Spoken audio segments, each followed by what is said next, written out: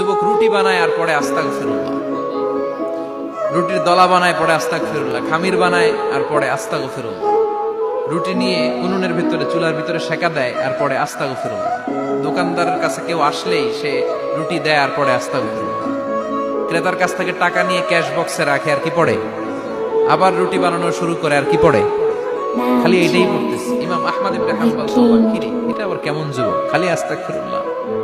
উনি প্রশ্ন করলেন, যুবক ঘটনা কি? আসার পর থেকেই তোমার দেখতেছি তুমি রুটি বানাও, রুটি বিক্রি করো আর পড়ো আস্তাগফিরুল্লাহ, মালাকা ইয়া শাবাব।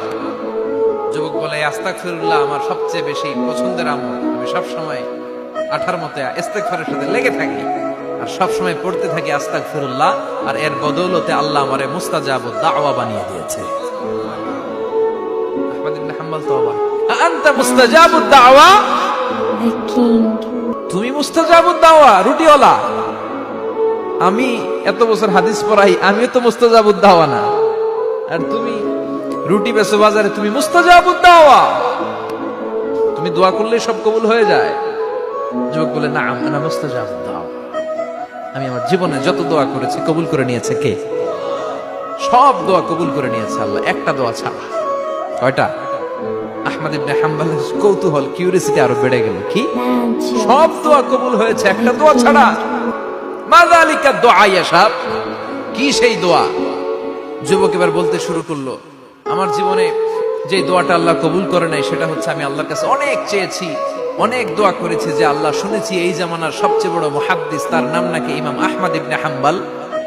আল্লাহ তোমার কাছে আমার চাওয়া, আমি যেন এই ইমাম আহমদ ইবনে হাম্বলরে দেখে মরতে পারি, আমি যেন ইমাম আহমদ ইবনে হাম্বলের হাতে হাত রেখে মুসাফা করতে পারি আর তার কপালে একটা চুমু এঁকে দিতে পারি।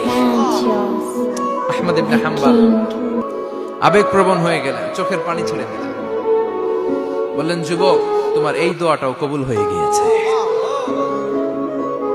আহমদ ইবনে হাম্বলের দেখা সাক্ষাৎ পাওয়ার জন্য আহমদ ইবনে হাম্বলের বাড়িতে তোমার যাওয়ার দরকার নাই, আহমদ ইবনে হাম্বল তোমার দরবারে ছুটে এসেছে। আনা আহমদ ইবনে হাম্বল মুহাদ্দিসুদ দাহর, আমি নিজেই আহমদ ইবনে হাম্বল।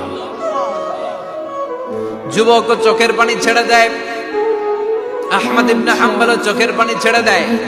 যুবক চিৎকার মেরে ইমাম আহমদ ইবনে হাম্বলকে জড়িয়ে ধরে, হাতে হাত রেখে মুসাফা করে, কপালের মধ্যে চুমু খায় আর আল্লাহর শুকরিয়া করে বলে, ও ইমাম, আসলে এই দোয়াটাও আল্লাহ আজকে কবুল করে নিল। বিশ্বাস হয় সবসময় ইস্তেগফার পড়লে আপনার দোয়াগুলোর এইভাবে কবুল করে নিবে কে? এই 5টা জিনিস পাবেন সবসময় যদি ইস্তেগফারের সাথে লেগে থাকেন। রাজি আছেন তো?